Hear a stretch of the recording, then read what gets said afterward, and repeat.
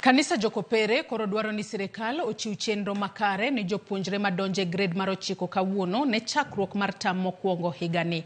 Kane oloso e kanisa mar Ikinu, kaunti ma Kiambu, Bishop Simon Peter olero ni sirikal nyaka koro neni chenro mar CBC oridore makare, kaluwore ni nyaka sani thoth sikunde podi kale achiedh nade maka kod kacha. Mwaka huu serikali ikome kufanya maovu kama hayo na ifanye kazi yake.